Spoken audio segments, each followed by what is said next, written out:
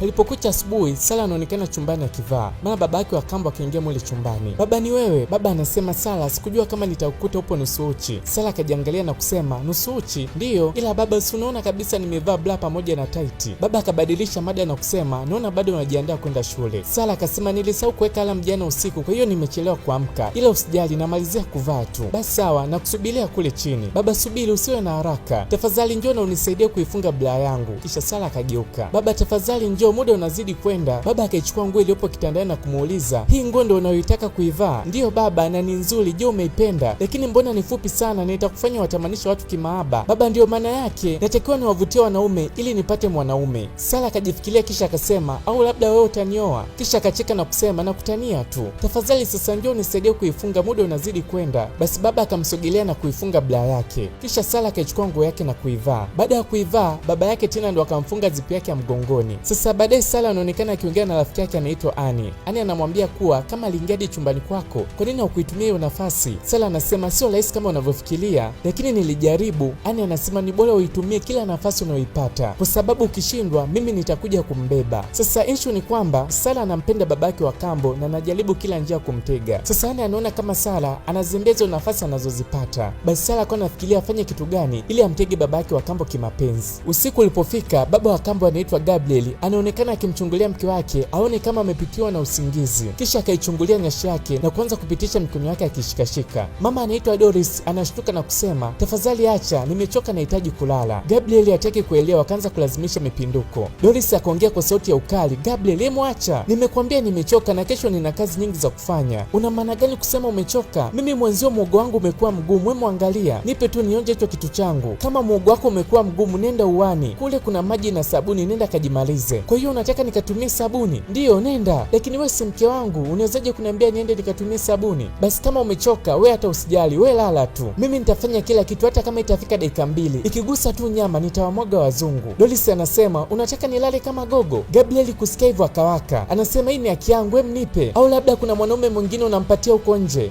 Nyamaza, hivyo una shida gani? Kila siku mapenzi mapenzi, kwa hiyo tutaenda kula mapenzi kwenye hii nyumba? Niambie, tutakuwa tunakula mipinduko? Kila siku naenda kufanya kazi ili tuweze kula humu ndani, lakini wewe unachozungumzia ni kufanya mapenzi tu kila muda. Mimi nimechoka, wewe nenda tu uani na ukajimalize. Ifanye teleze vizuri kwa kutumia sabuni, itakusaidia kumaliza shida zako. Gabriel anasema, kwa hiyo unanikumbusha kuwa mimi sina kazi. Haya yote yanatokea kwa sababu nimeipoteza kazi yangu miezi 2 iliyopita. Doris, ni nani anaichoma nyashi yangu? Doris, ni nani unampatia nyashi yangu? Niambie Doris, ni nani unampatia nyashi yangu? Akiangalia ndo anazidi kupagawa. Gabriel akaona usimtanie, akaanza kulazimisha tena mipinduko. Sasa baada ya kushindana chumbani, wakaja sebuleni na kuanza kubishana kuhusu kupeana mipinduko. Sasa wakati huo wanabishana, kumbe Sara alikuwa anawasikiliza. Akajua moja kwa moja kuwa mamake anagoma kumpatia babake wa kambo mipinduko. Palipokucha asubuhi, Doris anaonekana anaongea na simu na bosi wake mbele ya mume wake Gabriel. Na bosi wake akamwambia Doris kuwa wakutane hotelini kwa ajili ya kikao. Gabriel kusikia hivyo akasema, yani unapanga kwenda kukutana na mwanamume hotelini mbele yangu? Doris akasema, huyu unaongea nini bosi wangu? Na hotelini tunaenda kukutana kwa ajili ya kikao, hamna kitu kingine. Hata kama lakini haibadilishi kuwa unaenda kukutana na mwanamume hotelini. Ila sawa, kafanye tu jinsi unavyojisikia. Basi Doris akaondoka. Ilipofika usiku, Gabriel baba wa kambo anaonekana akimnyatia tena mke wake Doris ili anataka kumshika tu. Doris akajitingisha. Basi Gabriel akaacha. Kisha Gabriel akaanza kujisemea moyoni kuwa haya ni maisha gani? Hivi kweli niweza kujitokeza mbele pale ambapo wataita wanaume waliopo ndani ya ndoa? Mke wangu sasa hivi anaondoka asubuhi sana na anarudi usiku muda anaotaka, na pale ninapotaka tendo kutoka kwake ananiambia kuwa amechoka. Au kuna mtu mke wangu anakutana naye ndio maana akirudi nyumbani huwa ananiambia amechoka? Huyu mwanamke atakuwa ananisaliti, kwa hiyo sitakuja kumwomba tendo kamwe. Muda huo anaongea kimoyomoyo, analiona zigo linacheza cheza tu hapo kitandani. Sasa leo Ani akaja nyumbani kuona Sara kuna sehemu anataka kwenda. Baba wa kambo akasema, mimi pia sina kazi yoyote hapa nyumbani, kwa hiyo mnaonaje niende pamoja na nyie? Baba, una uhakika? Baba akasema,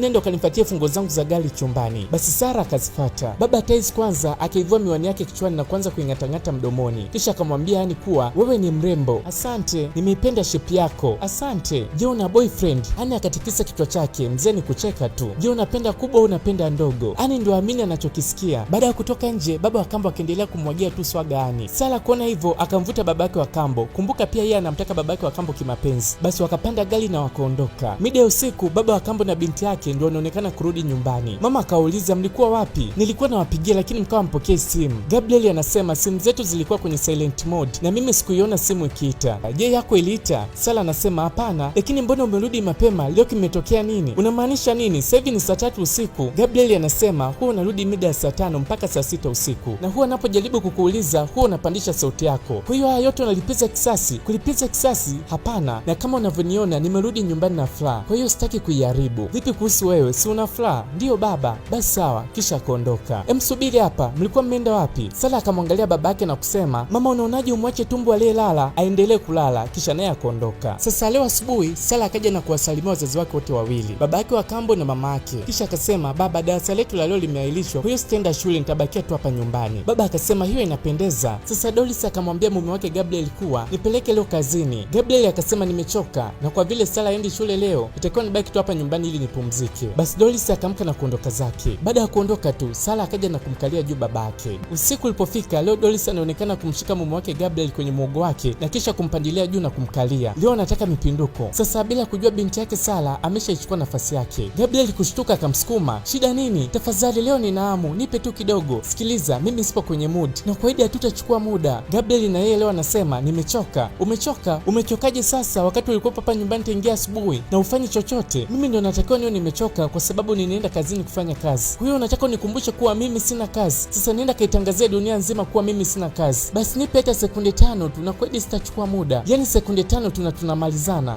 Niache, nimesema mimi sina mudi na nimechoka. Au yule jamaa naye kulizishaga mpaka ukija nyumbani unanyenyima kakuacha. Lakini mpenzi na kuhitaji.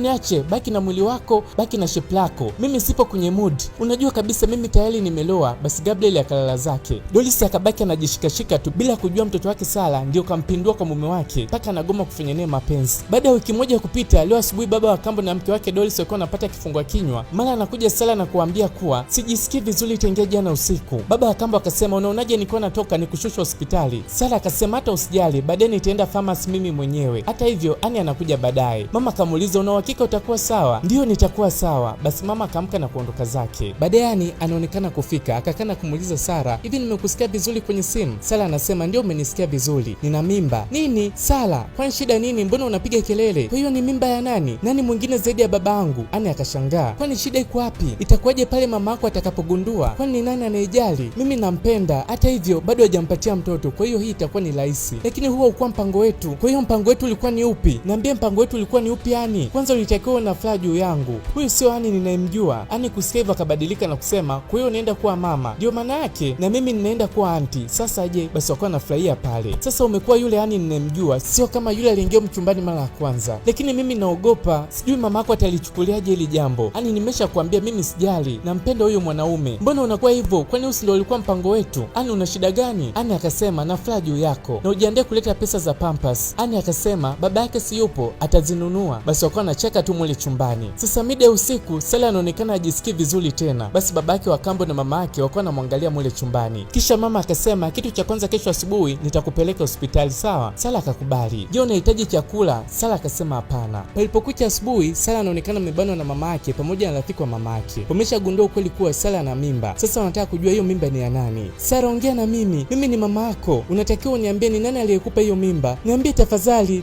ongea na mimi. Rafiki wa mama mtu naye akasema, Sala, ongea kitu, ni nani aliyekupa hiyo mimba? Sala akasema ni baba. Wote kusikia hivyo wakapatwa na mshtuko. Doris ndo akahisi kama kuchanganyikiwa hivi. Basi akatoka pale na kumfuata mume wake ndani. Doris anafika na kusema, unawezaje kuuvunja moyo wangu? Akamlukia, unawezaje, na kuanza kumpiga. Rafiki yake akamvuta, umenifanyia hivi mimi? Mimi sijawahi kukusaliti hata siku moja, lakini umenifanyia hivi mimi kwa binti yangu, tena binti yangu nilimwacha chini ya uangalizo wako. Niache. Doris ni kumpiga tu. Rafiki yake naye ni kumzuia, unawezaje? Mara anakuja binti yake Sala na kusimama mbele yake. Mama, acha. Ni kitu gani kinachokufanya ujione una haki ya kuwa na hasira wakati umeshindwa kuwa mke bora? Gabriel macho amemtoka tu. Nilikuwa namsikia jinsi alivyokuwa na kuomba kila usiku utimize kazi yako kama mke. Ndio, nina mimba yake na nampenda sana. Mama kakaa kwanza chini, anaweza kuchanganyikiwa. Wakati huo Sala anaonekana kumliwaza mpenzi wake ambaye ni babake wa kambo. Doris akamka kwa hasira na kusema, nataka uondoke ndani ya nyumba yangu. Nimesema ondoka. Akamsukuma binti yake pembeni. Basi Gabriel akamka na kufuata vilivyo vyake chumbani. Sala akaanza kulia, mama hapana, mama tafadhali, nataka ufunge mdomo wako, kaa kimya. Basi Gabriel anaonekana kutoka nje na begi lake. Sala anasema, baba tafadhali usiondoke, siwezi kuishi bila wewe, usiondoke. Doris anafika na kusema, Gabriel, kwa nini umenifanyia hivi? Yaani umenivunja vipande vipande. Akampiga, kwa nini umenifanyia hivi mimi? Mama, mwacha, umeshindwa kuwa mama bora na mke bora, na haya yote yaliyotokea ni makosa yako. Nisikilize, nimembebea mtoto wake na nampenda. Mama akisikia hivyo ndo anahisi kuchanganyikiwa kabisa. Baba tafadhali usiondoke. tuondoke, kisha Sara akakimbilia ndani. Mara anaonekana na yeye pia kutoka nje na begi lake la nguo. Mama anasema uendi popote. Mama mwacha, nimembebea mtoto wake na nampenda sana. Kama uwezi kumruhusu kukaa kwenye hii nyumba, basi na mimi naondoka naye. Sara akaja na yeye kupakia begi lake la nguo kwenye gari la baba mpenzi wake. Mama ni kulia tu, Sara usinifanyie hivi. Baba twende. Basi wakaingia kwenye gari. Mama mtu Doris muda huo ni kulaani tu. Kisha wao wakaondoka zao. Basi Doris akabaki analia tu pale chini. Hii movie ni funzo kwa wanawake waliopo kwenye ndoa. Jamani, msiwabanie wanaume zenu. Na huo ndio unakuwa mwisho wa hii movie. Subscribe na turn on notification bell ili tuweze kukutana kwenye video nyingine.